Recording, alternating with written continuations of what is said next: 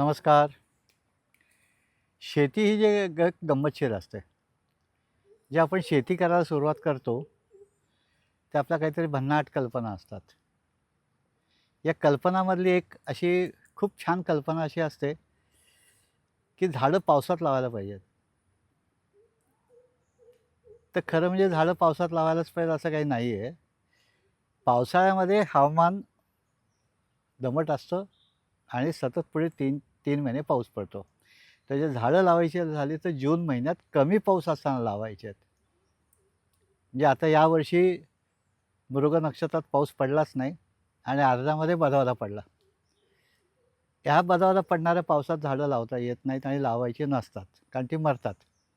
जमिनीमध्ये योग्य ओल असणं आणि जमिनीत पाणी साठणं या 2 वेगळ्या गोष्टी आहेत.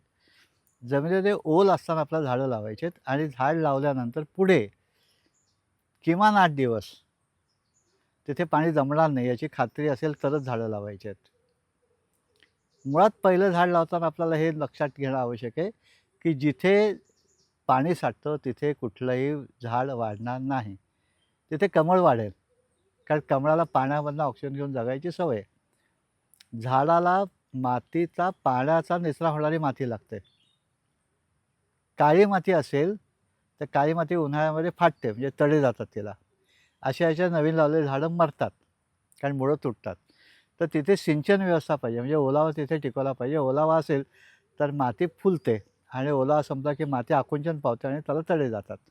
तसे आपण झाडं लावताना आपण कुठेशी आहोत, काळ्या मातीत आहोत का लाल मातीत आहोत, हे पहिलं बघितलं पाहिजे. दुसरं आपलं जे मी मगाशी सांगितलं, आपल्या भयंकर छान कल्पना असतात, की मला सगळं जग माझ्या शेतात करायचं आहे. मग शीतकटिबंधातलं पाहिजे, उष्ण कोरड्या हवामानातलं पाहिजे, उष्ण दमट हवामानामधलं पाहिजे, समशीतोष्ण हवामानातलं पाहिजे. मला ॲव्होकाडो पण पाहिजे, सफरचंद पण पाहिजे, कोकम पण पाहिजे, नारळ पण पाहिजे, आंबा पण पाहिजे, भात पण पाहिजे आणि ब्रोकोली पण पाहिजे. या सगळ्या कल्पना ज्या आहेत त्या हळू आपल्या लक्षात येते असं काही होत नाही. आपण जे ॲग्रो क्लायमॅटिक झोनमध्ये राहतो, आपल्याला शाळेत शिकवलेलं असतं उष्ण कटिबंध, शीतकटिबंध, समशीतोष्ण हवामान, कोरडं हवामान. या सगळ्याचा विचार करता आपण कुठे आहोत, आपली जमीन कुठेशी आहे, कुठल्या भौगोलिक विभागात आहे, त्याप्रमाणे हजारो वर्ष आपल्या पूर्वजांनी लावलेली काही झाडं आहेत. आधी ते लावूया, त्यात यश मिळवूया. हे यश मिळाल्यानंतर आपल्याला पुढे प्रश्न येईल, व्हॉट इज द नेक्स्ट? तेव्हा आपण आता अजून एक विचार करूया, विज्ञानाने आपल्याला सापडलेलं किंवा जग छोटं झाल्यामुळे आपल्याला सापडलेली काही झाडं. म्हणजे उदाहरणार्थ कोकणामध्ये मी असेल, तर कोकणामध्ये 7 टायगर्समधलं म्हणजे मलेशिया, थायलंड, फिलिपाईन्समधली झाडं माझ्याकडे येऊ शकतात. कारण माझं कोकणाचं हवामान त्याच्या अनुकूल आहे. तर ती झाडं मला मिळतील का? ती झाडं मी लावू का? हा पुढचा विषय. आत्ता विषय काय आहे, की कोकणामध्ये जी परंपरागत शेकडो वर्षात झाडं आले ती लावूया, त्यात यश मिळवूया, कॉन्फिडन्स तयार करूया आणि मग अवघड परीक्षेला जाऊया. तर हे करताना नेहमी लक्षात ठेवा आपल्याला, की आपण कुठल्या हवामानात आहोत ते. नंबर 1. नंबर 2, आम्हाला झाडांची गर्दी करून चालत नाही. कारण प्रत्येक सजीवाला एक ठराविक जागा लागते.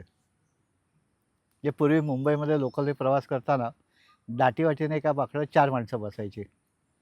आता नाही बसत. आता 3 बसतात आणि एक उभा राहतो आणि मग एक जण अर्ध्या तासाने उठतो आणि त्याला जागा देतो. कारण प्रत्येकाला जे स्पेस पाहिजे, ती स्पेस अत्यंत महत्त्वाची आहे. ती स्पेस नसेल तर काही होत नाही. आपल्याला असं वाटतं, की आपण जवळ झाडं लावल्यानं उत्पादन जास्त येईल. अजिबात होत नाही. कारण झाडाला शाळेमध्ये शिकवल्याप्रमाणे पहिला महत्त्वाचा घटक आहे सूर्यप्रकाश. सूर्यप्रकाश पूर्ण जर मिळाला तरच झाडाला उत्पादन येतं, नाहीतर झाड जगतं.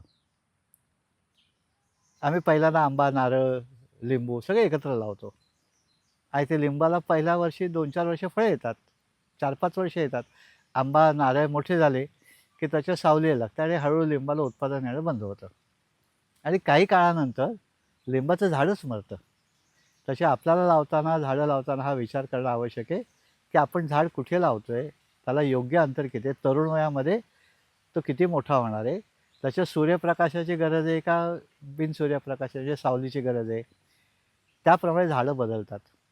तर आपण झाडं लावताना ही पहिली काळजी घेतली, तर आपल्याला पहिल्याच कार्यक्रमामध्ये ठेचा लागत नाहीत.